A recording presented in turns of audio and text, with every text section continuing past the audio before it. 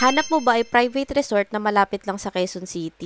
Na merong jacuzzi, fully air-conditioned cabins, malalambot na bed, na may kitchen pa na may basic cooking wares, appliances, may preskong hangin, at may malilibangan kayo kagaya ng video okay. Kung ito ang hanap mo, tara na dito sa may Amity Hill Cabins Private Resort na located sa Amityville Subdivision, Barangay San Jose, Montalban, Rizal. Kung sa Quezon City ka manggagaling, may sakayan papunta dito sa SM North. Sakay kayo doon ng Montalban Bukid at sabihin nyo sa may Amityville lang kayo bababa. Mula doon, mas maganda sumakay na kayo ng tricycle kasi paakyat yung daan papunta dito. Ipin nyo na lang din sa Google Maps yung name nila para madali nyo tong mahanap. Para sa akin, nakaka-relax magstay dito. Una pa lang, may puno sila kaya masarap mag-relax sa lilim nito. Tapos 6,000 lang yung pinakamura nilang package at marerent nyo na tong isang cabin. Pagpasok nyo dito, may wooden sofa na may pull-out bed. Dito ay pwede rin kayo magkantahan, manood ng Netflix at YouTube dahil meron silang malakas na wifi. Maganda rin yung bathroom nila dito kasi hindi masikip at merong vanity mirror. May heater pa at malakas yung tubig sa shower. Next ay akyat naman tayo dito sa taas. Simula naman dito, pwede nyo tanawin tong pool area at hawiin nyo lang yung kortina. Lamig nga pala dito sa buong cabin guys kasi naka fully air conditioned to. Kaya komportable kayo makakatulog dahil malalambot din yung beds nila. Hanggang 10 packs nga pala ang maximum capacity nitong isang cabin. At ito yung extra mattress nila pati unan. Kung ano nga pala yung nakita nyo dito sa cabin 1, ganun din sa may cabin 2. Kaya hanggang 20 packs ang kaya nilang i-accommodate. At ito ang kanilang rates. Pakipost nyo na lang po para mabasa. Ang sarap nga mag-chill dito malapit sa pool area kasi merong mga upuan. Muntik na kami makatulog dito kasi ang presko sa ilalim ng puno ng rambutan. Nandito naman sa may side ang kanilang dining area. Sa kitchen nga pala nila dito may basic cooking wares at in fairness aesthetic yung mga plato nila dito. Sa appliances naman may water dispenser, microwave oven, induction, rice cooker at refrigerator. May laman nga pala tong mga soft drinks pero di yan libre guys ha. Nagbebenta sila kaya dito na lang kayo bumili. Kung mag-iihaw naman kayo, malinis ang kanilang griller. Kahit nga hinawakan to ni Maynard, hindi na dumihan yung kamay niya sa linis. Dito naman tayo sa kanilang swimming pool na may 3 hanggang 4 feet ang lalim. Malinis ang pool nila at malaki. Kung lamigin nga pala kayo, pwede nyo tong i-request na heated pool at may additional lang na 1,500. Iilan lang yung resort na may ganito kaya kapag malamig na season na, naku paunahan na lang kayo mag-book. Sobrang na-enjoy nga namin yung pag-stay namin dito. At kung maganda na itsura nito pag umaga, naku mas maganda pa to pag gabi. Maraming warm na ilaw kaya nangingibabaw to kapag madilim na. Ayan o, tingnan nyo naman may nakasabit na ilaw sa puno at maaliwalas din ang kanilang cabin at pool. Masasuggest ko nga tong Amity Hill Cabins kung meron kayong reunion o kaya naman espesyal na okasyon. Sasabi ko nga worth it yung ibabayad nyo dito sa ganda at sobrang linis. Kung meron pa po kayong ibang katanungan at magpapareserve po kayo, mag-message lang po kayo sa kanilang Facebook page. Marami pa nga pala kami ni Maynard na i-share sa inyo ng mga magagandang private resort. Kaya para updated kayo sa mga mapupuntahan namin, huwag niyong kalimutang i-follow ang aming mga social media accounts.